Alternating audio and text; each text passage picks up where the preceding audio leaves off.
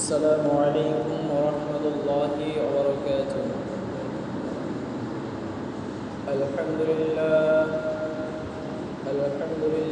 نحمده ونستعينه ونستغفره ونؤمن به ونتوكل عليه ونعوذ بالله من شرور أنفسنا ومن سيئات أعمالنا. من يهد الله فلا مضل له ومن يضلله فلا هادي له، ونشهد أن لا إله إلا الله وأن سيدنا وسندنا وحبيبنا وطبيبنا وطبيب أرواحنا محمدا عبد الله ورسوله الذي أرسل رسوله بالحق بشيرا ونذيرا وداعيا بإذن الله وسراجا وقمرا منيرا.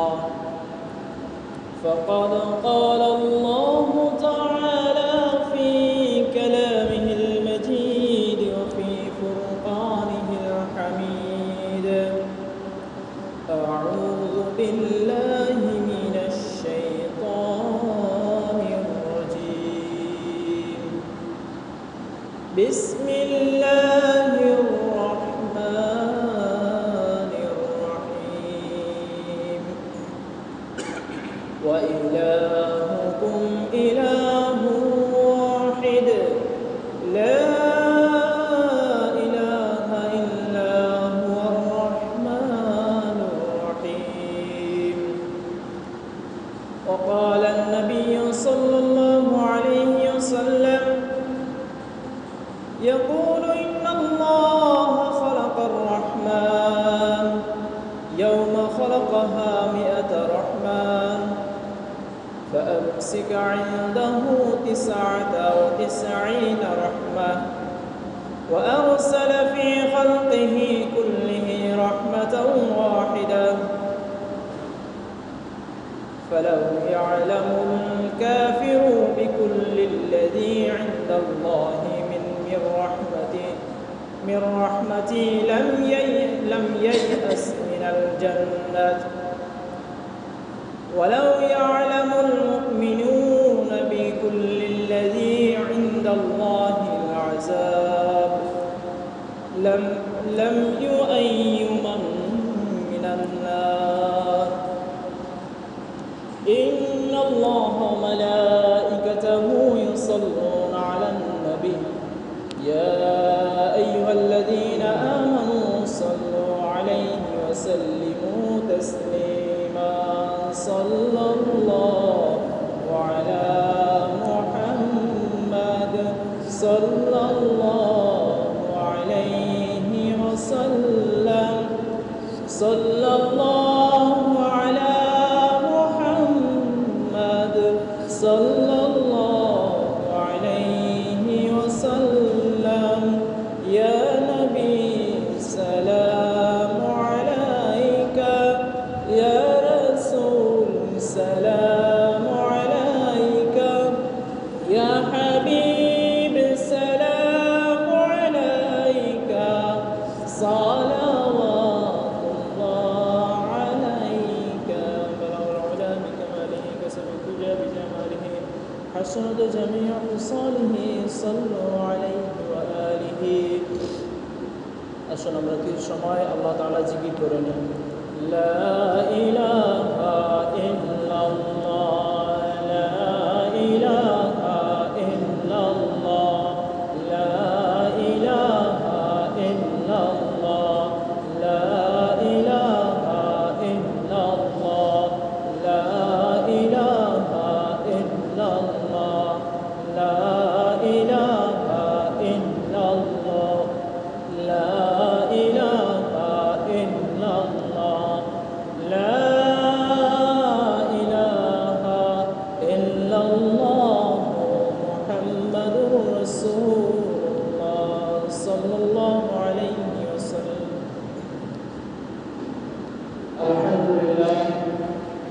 সমস্ত প্রশংসা সেই মহান রব্বুল আলামিনের দরবারে, যিনি আজ আমাকে, আপনাকে, আমাদের সবাইকে তার এই মহৎ দিনে, এই জুমার দিনে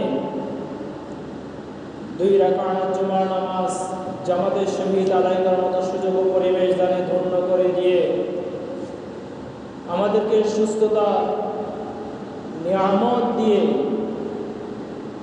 পরিপূর্ণরূপে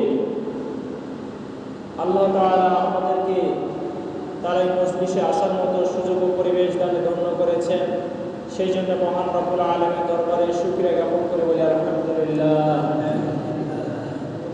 দরুদ সেই মহান মানবের উপর আখির দরুদ সাইয়্যিদিনা মুহাম্মদুর রাসূলুল্লাহ সাল্লাল্লাহু আলাইহি ওয়াসাল্লামের উপর।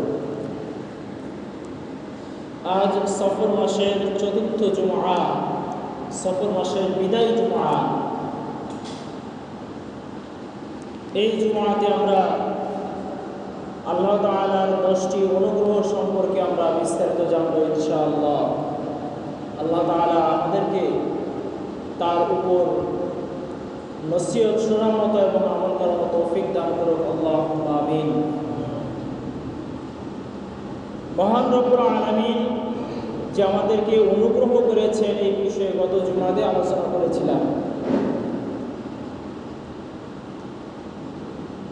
রব্বুল আলামিন দুনিয়াতে প্রেরণ করেছে এমন কোনো বান্দা বা এমন কোনো জীব, এমন কোনো বস্তু বলতে পারবে না যে আল্লাহ তাআলা আমাকে সৃষ্টি করেছেন কিন্তু আমাকে রহমত দেন না। কেউ বলতে পারবে? বলার কারো কোনো ক্ষমতা নেই। মহান রব্বুল আলামিন আমাদেরকে রহমত দিয়ে সৃষ্টি করেছেন। আল্লাহ তাআলা বর্ণনা করে বলছেন, ওয়া ইলাহুকুম ইলাহুন ওয়াহিদ লা ইলাহা ইল্লা হুয়ার রহমানুর রহিম। ওয়া ইলাহুকুম ইলাহুন ওয়াহিদ, আর ইলাহ ছাড়া, আল্লাহ ছাড়া আর কোন ইলাহ আছে নাকি? আর কোন ইলাহ নেই। লা ইলাহা ইল্লা হুয়া, আর তিনি একমাত্র ইলাহ।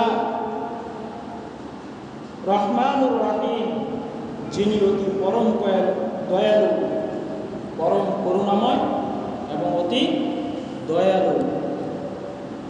মহান রব্বুল আলামিন এত দয়া যে দয়াটা আসলে আলোচনা করে শেষ করার মতো নয়। عن ابن أبي هريرة رضي الله تعالى عنه قال قال رسول الله صلى الله عليه وسلم, একদা বর্ণনা করছেন, ইয়াকুলু, তিনি বলেন, ইন্নাল্লাহ, নিশ্চয় আল্লাহ তাআলা খালাকা, সৃষ্টি করেছেন আর রহমান এবং আর রহমান, এই রহমত আল্লাহ তাআলা সৃষ্টি করেছেন। ইয়াউমা খালাকাহা মিআতান, আল্লাহ তাআলা 100টি রহমত, মিআতান 100টি রহমাতান, 100টি রহমত আল্লাহ তাআলা যখন সৃষ্টি করলেন, অতঃপর ফাআমসাকু ইনদাহু 99 রহমাতান, আল্লাহ তাআলা যখন 100টি রহমত সৃষ্টি করলেন, করার পরে ফাআমসাকা ইনদাহু, অতঃপর আল্লাহ তাআলার কাছে রেখে দিলেন 99 রহমাতান, 99টি রহমত আল্লাহ তাআলার কাছে রেখে দিলেন। সুবহানাল্লাহ, বলুন না, আল্লাহ তাআলার কাছে কয়টি রহমত রাখলেন? 99টি রহমত আল্লাহ তাআলার কাছে রাখলেন। ওয়া আরসালা ফি খালকিহি কুল্লিহিম রাহমাতান ওয়াহিদাতান ওয়া আরসালা ফিহি, অতঃপর যখন দুনিয়ার সমস্ত কিছুকে যখন সৃষ্টি করলেন, কুল্লিহিম রাহমাতান ওয়াহিদাতান, ওই একটি রহমত ওই সকল সৃষ্টিকে ভাগ করে দিলেন। সুবহানাল্লাহ, বিষয়টা বুঝতে পারলেন? আল্লাহ তাআলা যখন 100টি রহমত সৃষ্টি করলেন, করার পরে আল্লাহ তাআলা 99টি রহমত তার কাছে রেখে দিলেন, আর একটি রহমত দুনিয়ার সকল সৃষ্টিকে বিতরণ করে দিলেন।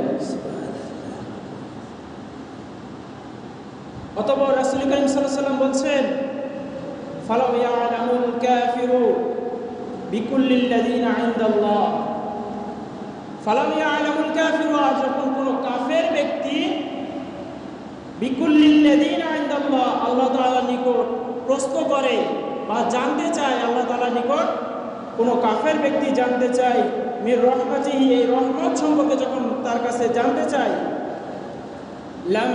লাম ইয়াইআস মিনাল জান্নাত, আর যখন সে জানতে চায় আল্লাহ তাআলা তখন বলছেন তাকে জান্নাত থেকে রক্ষা করার মতো আর কিছু নেই। সুবহানাল্লাহ বলবেন না? আল্লাহ তাআলা কত দয়ালু যে আল্লাহ বলছেন, রাসূল করিম সাল্লাল্লাহু আলাইহি ওয়াসাল্লাম বলছেন যে কোনো কাফের ব্যক্তি যদি আল্লাহর রহমত সম্পর্কে জানতে চায় তাহলে সে তার রহমত থেকে কখনো ফিরে যেতে পারবে না। আল্লাহ তাআলার জান্নাত থেকে সে কখনো ফিরে যেতে পারবে না। অতঃপর রাসূল করিম সাল্লাল্লাহু আলাইহি ওয়াসাল্লাম আবার বর্ণনা করছেন, ওয়ালাউ ইয়ালামুল মুমিনুনা বিকুল্লিল্লাযিনা ইনদাল্লাহ, আর যখন কোনো মুমিন ব্যক্তি বিকুল্লিল্লাযিনা ইনদাল্লাহ, আল্লাহ তাআলার কাছে প্রশ্ন করে মিনাল আযাব, আযাব সম্পর্কে যখন আল্লাহ তাআলার কাছে কোনো মুমিন বান্দা প্রশ্ন করে, জিজ্ঞাসা করে, লাম মিনান নার, তখন তাকে দোজখের আগুন থেকে রক্ষা করার মতো আর কিছু নেই। বুঝতে পারছেন বিষয়টা? যখন কাফের ব্যক্তি রহমত সম্পর্কে জানতে পারে, আল্লাহ তাআলা তো রাসূল সাল্লাল্লাহু আলাইহি ওয়াসাল্লাম বললেন যে আল্লাহ তাআলা ওই ব্যক্তিকে, ওই কাফেরকে জান্নাত থেকে বিতাড়িত করার মতো আর কিছুই থাকবে না। আবার যখন একজন মুমিন বান্দা যখন আল্লাহর আযাব সম্পর্কে জানতে চায় তখন সেই ব্যক্তি জাহান্নাম থেকে তাকে বিতাড়িত করার মতো আর কিছুই থাকবে না। আল্লাহ তাআলা কত দয়ালু, কত মেহেরবান।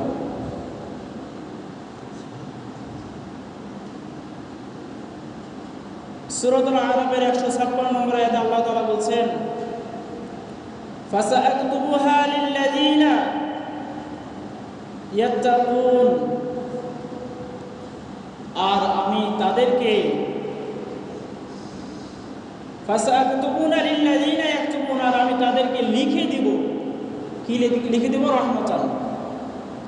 আমি রহমত তাদেরকে লিখে দিব। কাদেরকে লিখে দিবেন?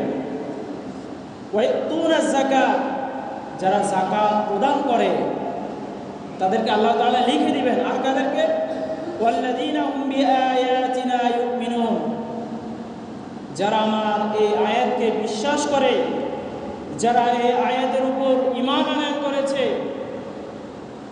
যারা মুত্তাকিন মুমিন বান্দা, আমি তাদেরকে তাদের রহমত আমি লিখিত করে দেব। সুবহানাল্লাহ। তাদের রহমত আল্লাহ তাআলা কি করবেন? লিখে দিবেন। আল্লাহ তাআলা যদি মুমিন বান্দাদের রহমত যদি লিখে দেন তাহলে সেটা আর কেউ বন্ধ করতে পারবে? কখনোই না।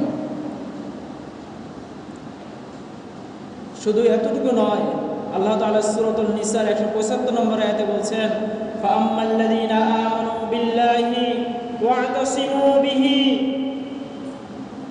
ফাআম্মাল্লাযীনা আমানু, আর যারা আল্লাহর প্রতি ঈমান আনয়ন করলো, বিল্লাহি, আল্লাহর প্রতি ঈমান আনয়ন করলো, ওয়া'তাসিমু, অতঃপর আল্লাহ তাআলাকে আঁকড়ে ধরলো, ফাসাইয়ুদখিলুহুম ফি রাহমাতিন মিনহু ওয়া ফাদলিন, অতঃপর আল্লাহ তাআলা তাদের জন্য অচিরেই রেখেছেন রহমাতাম মিনহু, তাদের জন্য রহমত রেখেছেন, তাদের জন্য কল্যাণ রেখেছেন, তাদের জন্য অনুগ্রহ আল্লাহ তাআলা অচিরেই তাদের জন্য রেখেছেন। ওয়া ইয়াহদিহিম ইলাইহি সিরাতুম মুস্তাকিম, শুধু তাই নয়, আল্লাহ তাআলা তাকে সর্বশেষ সিরাতুম মুস্তাকিমের পথে অনুসরিত পরিচালিত করবেন। সুবহানাল্লাহ। এই সিরাতুল মুস্তাকিম দ্বারা কাদের বোঝানো হয়েছে? সেই নবী ওলিগণ যারা চলে গেছেন, নবী রাসূলগণ চলে গেছেন, সাহাবাগণ চলে গেছেন, শহীদগণ চলে গেছেন, হক্কানি আলেমগণ, আল্লাহর ওলিগণ যেই পথে চলে গেছেন, আল্লাহ তাআলা সেই পথকে সিরাতুল মুস্তাকিম দ্বারা আখ্যায়িত করেছেন। সুবহানাল্লাহ। তাহলে আপনি আমি যদি আল্লাহ তাআলার অনুগ্রহের ভিতরে থাকি, আল্লাহ তাআলার দয়ার ভিতরে থাকি, আল্লাহ তাআলার রহমতের ভিতরে থাকি, তাহলে আল্লাহ তাআলা কত কিছু আমাদের জন্য রেখেছেন। আল্লাহ তাআলা কত কিছু আমাদের জন্য রেখেছেন, যেগুলো আমরা আসলে দুনিয়াতে শেষ করতে পারবো না, আর আখিরাতে তো আছে। দুনিয়াতে আমাদের দ্বারা শেষ করা আদৌ সম্ভব নয়, কিন্তু আমরা আল্লাহর অনুগত্যকে ভুলে গিয়ে, রাসূলের ভালোবাসাকে ভুলে গিয়ে, রাসূলের মহব্বতকে ভুলে গিয়ে দুনিয়ার মোহে পড়ে আছি। দুনিয়াটা আমাদের কাছে এত প্রিয় মনে হচ্ছে যে আমরা দুনিয়ার মায়া আমরা ছাড়তে পারছি না। দুনিয়ার প্রতিটি কাজ আমরা আমাদের অঙ্গের সাথে মিশ্রিত হয়ে গেছে। আপনি যেখানেই যাচ্ছেন সেখানেই দুনিয়া, যেই কাজ করছেন সেই কাজেই দুনিয়া,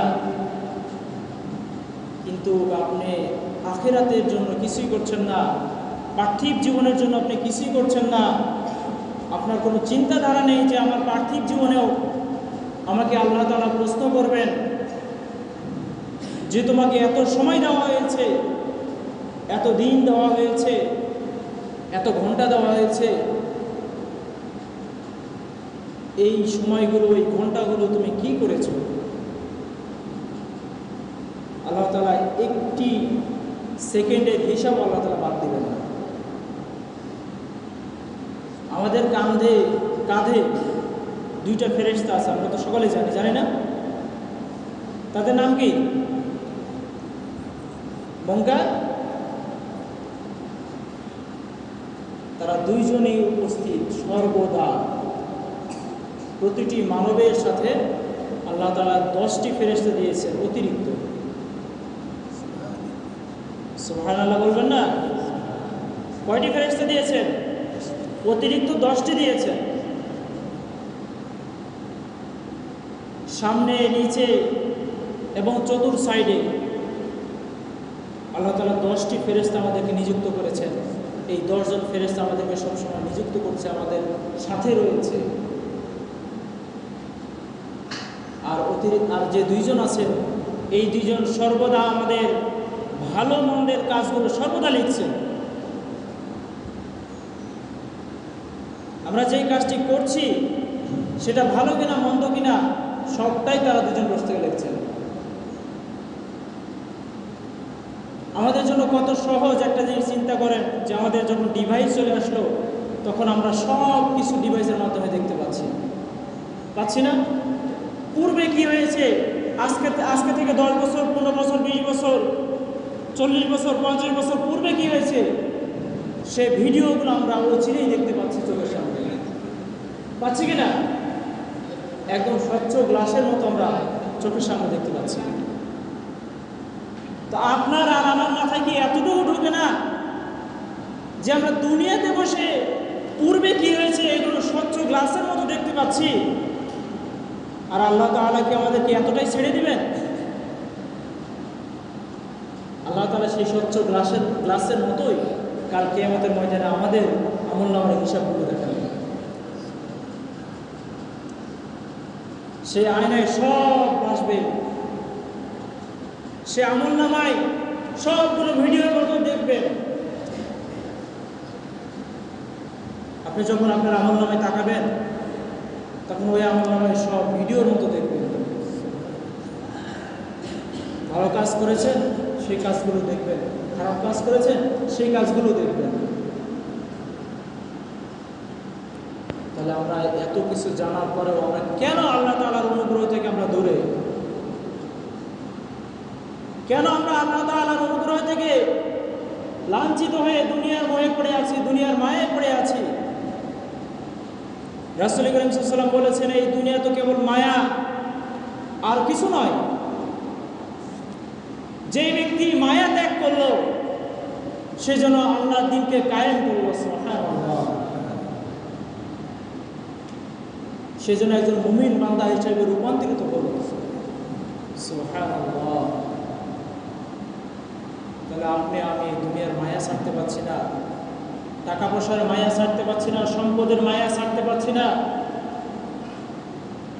এই তো কিছুদিন আগের কথা, খুব আফসোস লেগেছে, যদিও বলা ঠিক না, এরপরও বলছি যে উপজেলার যে একটা ভাস্কর্য ছিল, ভাস্কর্য ভাঙ্গার পরে আমি অনেককে বলছিলাম যেহেতু এটা ভেঙে ফেলা হয়েছে, যেহেতু ছবিটা নাই, কিন্তু ভাস্কর্যে যে স্তম্ভ এটা দাঁড়িয়ে আছে, রাষ্ট্রীয় সম্পদ হিসাবে এটা ভাঙে ফেলার কোনো দরকার নেই।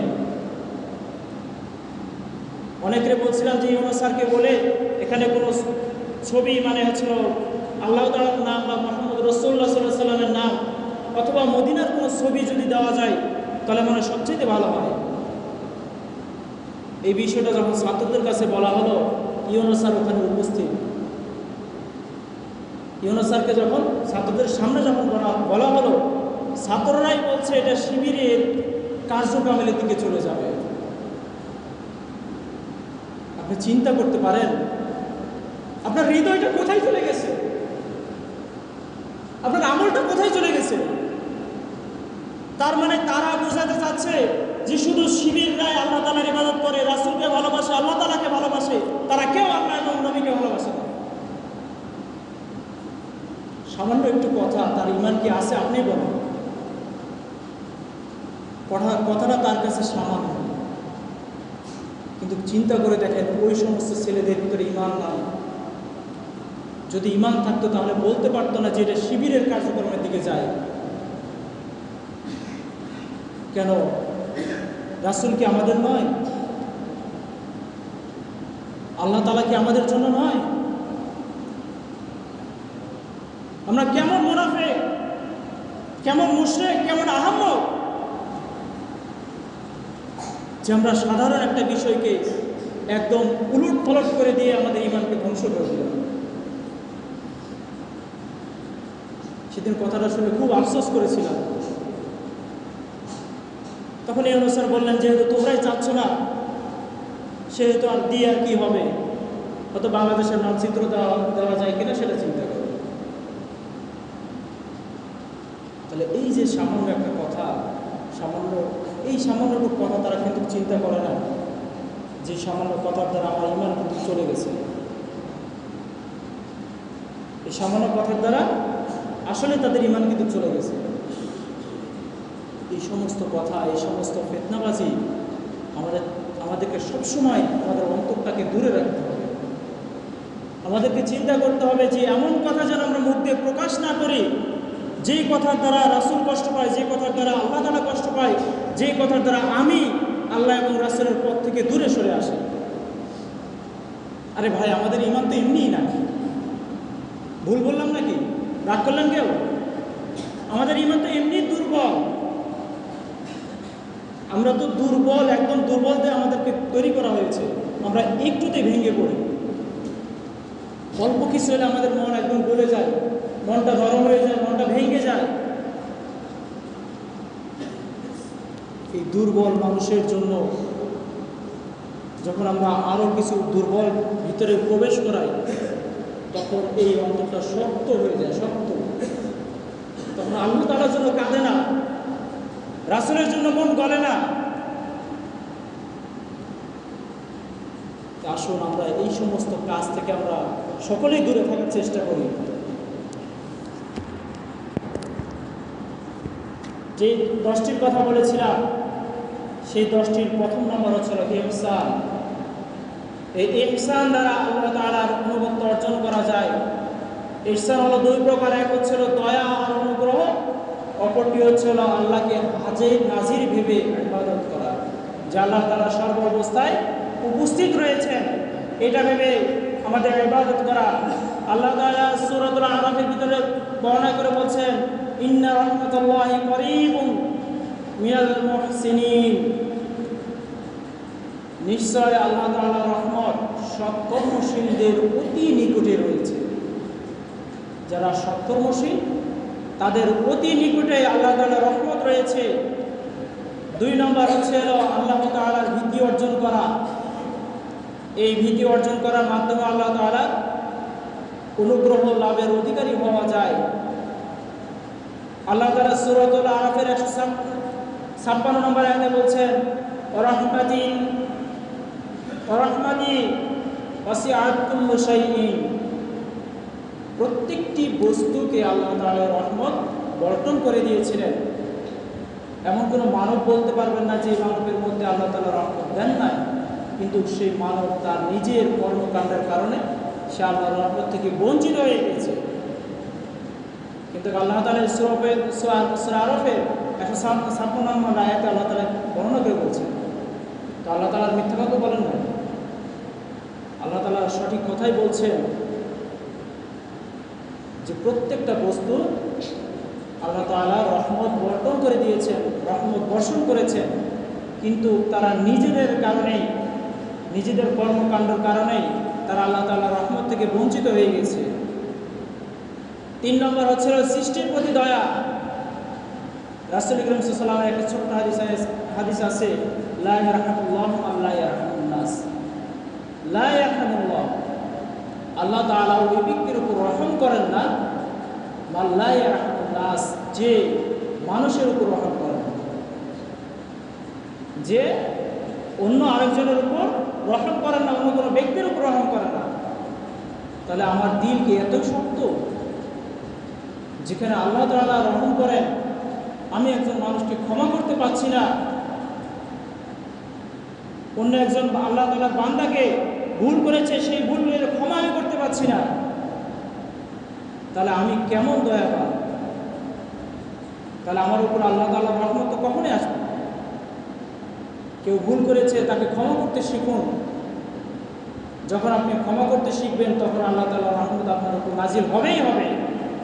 রাসূল করিম সাল্লাল্লাহু আলাইহি ওয়াসাল্লাম আমার বর্ণনা করে বলছেন, আর রাহিমু ইয়ারহামুর রহমানু। আর রাহিমু, আল্লাহ তাআলা রহম দান করেন, ইয়ারহামুর রহমানু, যে ব্যক্তি আল্লাহ তাআলার সৃষ্টির উপর রহমত কামনা করে। আহলাল আরদু ইয়ারহামাকুম, এই পৃথিবীর যে সমস্ত সৃষ্টি রয়েছে, যে সমস্ত মানবকুল রয়েছে, যে সমস্ত প্রাণীকুল রয়েছে, ইয়ারহামাকুম, আর তাদেরকে যখন রহমত প্রদান করে, রহমত দান করে, দয়া প্রদান করে, কল্যাণ কামনা করে, মান ফিস সামাই, আর আল্লাহ তাআলা তখন আসমানে বসে ওই বান্দার জন্য রহমত কামনা করেন। সুবহানাল্লাহ, চিন্তা করতে পারেন, আপনি যখন কাউকে রহমত প্রদান করেন, যখন কারোর উপর দয়া করেন, তখন আল্লাহ তাআলা ওই আসমানে বসে আপনার জন্য আল্লাহ তাআলা দয়া করেন, রহমত প্রদান করেন। সুবহানাল্লাহিল আযীম, সুবহানাল্লাহ। একটু চিন্তা করে দেখুন কথাগুলো কতটা তাৎপর্য, কতটা গুরুত্বপূর্ণ কথা, যে আপনি যদি দয়া না করতে পারেন তাহলে আল্লাহ তাআলার দয়া আপনার উপর আসবে না। এই জন্য সমাজের ভিতরে অনেক মানুষ আছে, অনেক কঠোর মানুষ আছে, তারা কখনো ক্ষমা করতে পারে না, তাদের দিলগুলো কখনো নরম হয় না, কারণ তাদের উপরে আল্লাহর রহমত আসে না। এই জন্য ক্ষমা করতে শিখুন। যত ক্ষমা করবেন তত আল্লাহ তাআলার উপর থেকে রহমত আপনার উপর নাজিল হবে। যত সৃষ্টির উপর দয়া দেখাবেন তত আল্লাহ তাআলার রহমত আপনার উপর নাজিল হবে। এরপরে 4 নম্বর হচ্ছিল দ্বীনের জন্য আত্মত্যাগ করা, যে আমি দ্বীনের জন্য আমার জীবনকে কতটুকু আত্মত্যাগ করলাম, কতটুকু কাম্য হিসেবে গ্রহণ করলাম, কতটুকু আমার জীবনকে দ্বীনের জন্য অর্জন করলাম। আল্লাহ তাআলা সূরাতুল বাকারার 208 নম্বর আয়াতে বর্ণনা করে বলছে, ইন্নাল্লাযীনা আমানু ওয়াল্লাযীনা হাজারু ওয়া জাহাদু ফি সাবিলিল্লাহ উলাইকা ইয়ারজুনা রাহমাতাল্লাহ। এটার ব্যাখ্যা গত জুমাতে করেছিলাম। ইন্নাল্লাযীনা আমানু, যারা ঈমান আনয়ন করেছে, ওয়াল্লাযীনা হাজারু, এবং যারা সফর করেছে, হিজরত করেছে, ওয়া জাহাদু, এবং যারা জিহাদ করেছে, ফি সাবিলিল্লাহ, কার রাস্তায়? আল্লাহ তাআলার রাস্তায়, তার নিজের জীবনকে আল্লাহ তাআলার রাস্তায় বিলিয়ে দিয়েছে। উলাইকা ইয়ারজুনা রাহমাতাল্লাহ, আর তারা যেন আল্লাহ তাআলার রহমত সব সময় কামনা করে। তাহলে আপনার জীবন যখন বিলিয়ে দিবেন ইসলামের জন্য, জীবন যখন বিলিয়ে দিবেন কোরআনের জন্য, জীবন যখন বিলিয়ে দিবেন রাসূল করিম সাল্লাল্লাহু আলাইহি ওয়াসাল্লামের জন্য, তখনই আপনি কেবল আশা করতে পারেন যে আল্লাহ তাআলার রহমত আমার উপর নাযিল হবে। এর আগে নয়, এটা আল্লাহর কথা। এর আগে আপনি কখনোই আল্লাহর রহমত আশা করতে পারেন না। এরপরে 5 নম্বর হলো ফরজ বিধান পালন করা।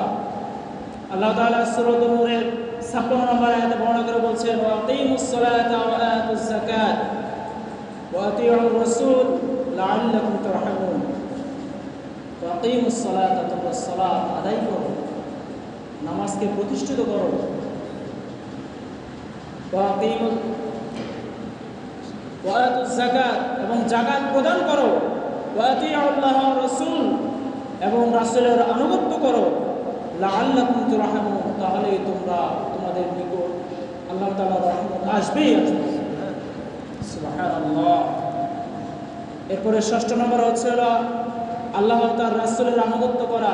আল্লাহ তাআলা সূরাতুল ইমরানের 132 নম্বর আয়াতে বর্ণনা করে বলছেন, ওয়া আতিউল্লাহ ওয়া আতিউর রাসূল লাআল্লাকুম তুরহামুন। ওয়া আতিউল্লাহ, তোমরা আল্লাহ তাআলার আনুগত্য করো, আল্লাহ তাআলাকে ভালোবাসো, আল্লাহ তাআলাকে চিনো। ওয়া আতিউর রাসূল, এবং রাসূলকেও চিনো, রাসূলকেও ভালোবাসো, রাসূলকেও আনুগত্য করো। তাহলে তোমরা কি পাবে? লাআল্লাকুম তুরহামুন, তাহলে তোমরা আল্লাহ তাআলার রহমত পাবে, আল্লাহ তাআলার আনুগত্য অর্জন করতে পারবে। 7 নম্বর হলো কোরআনকে অনুসরণ করা।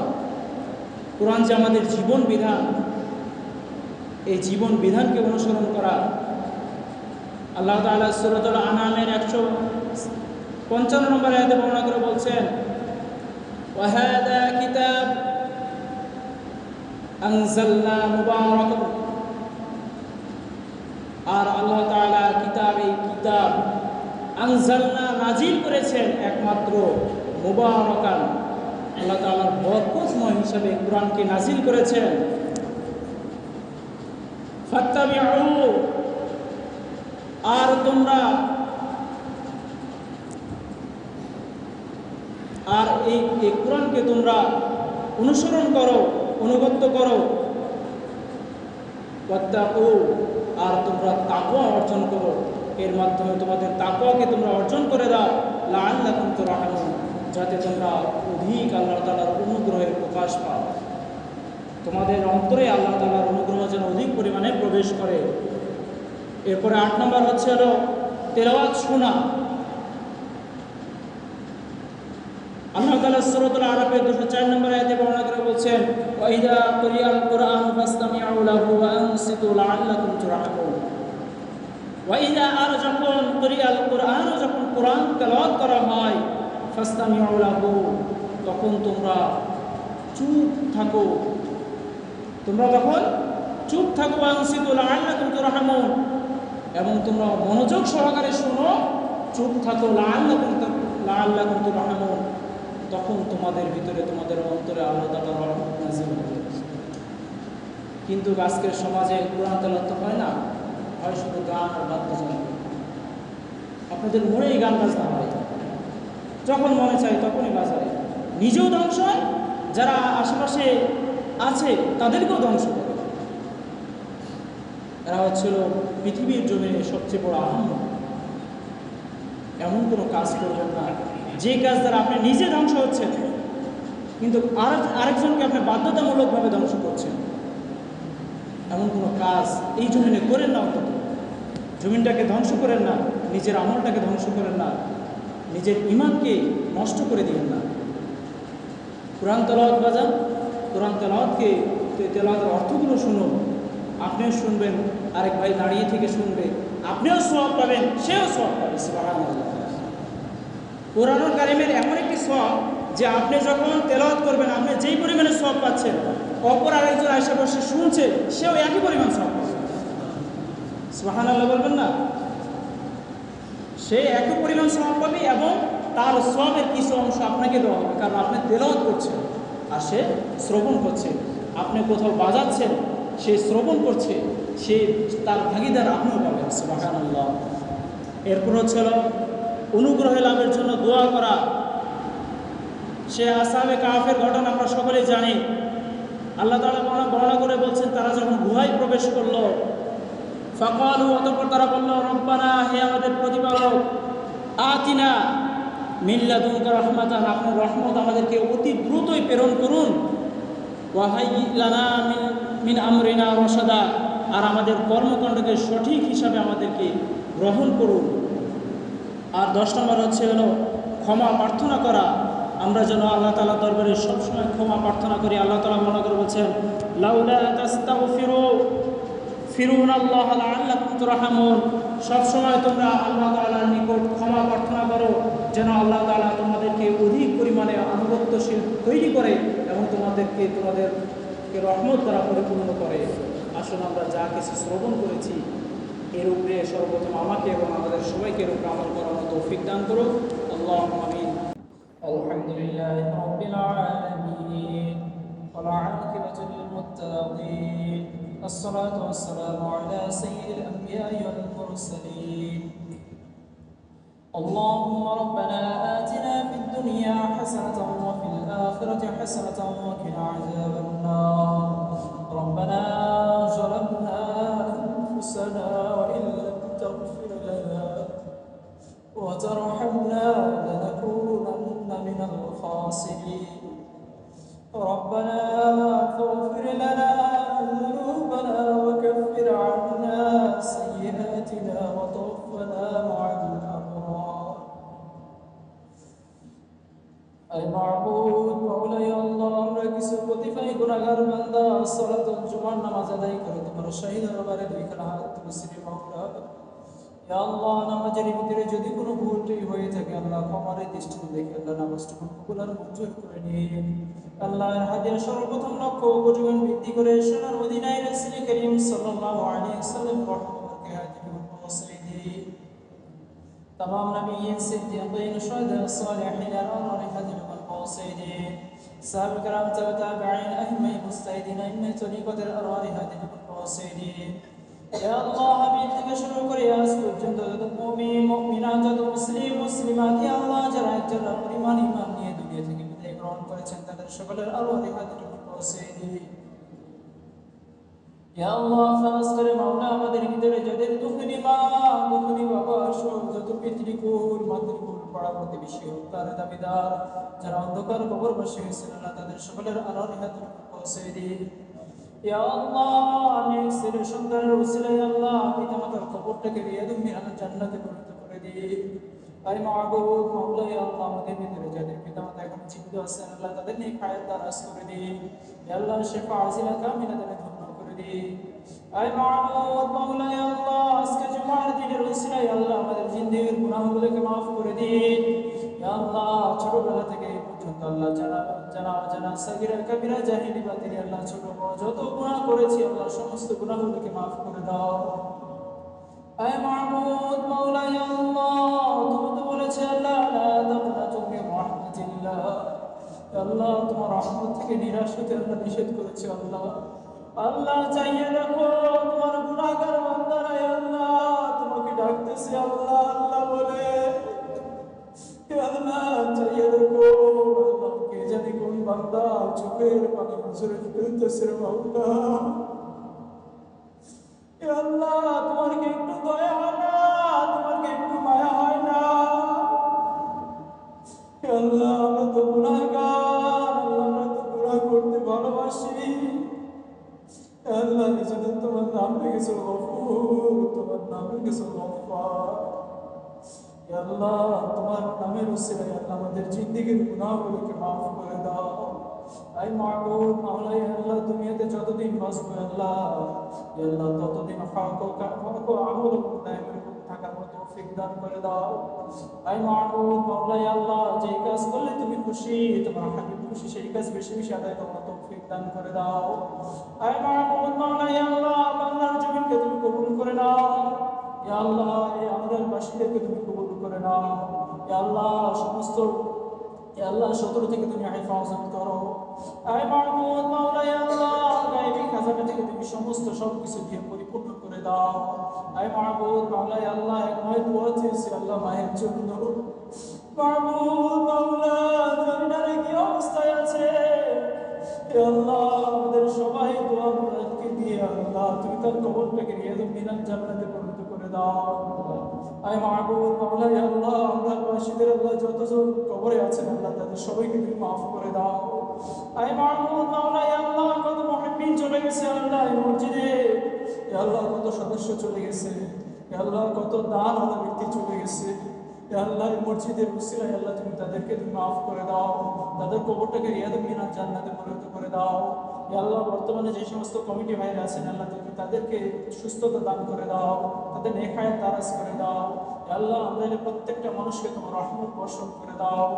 সাল্লাল্লাহু তাআলা আলা খায়রি খালকিহি মুহাম্মাদিন ওয়া আলা আলিহি ওয়া আসহাবিহি আজমাইন। اللهم فاطر السماوات والارض انت تحكم بين عبادك فيما كانوا فيه يختلفون.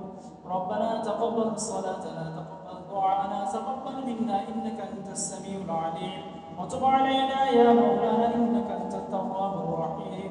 واجعل اخر كلمه عند الموت لا اله الا الله محمد رسول الله.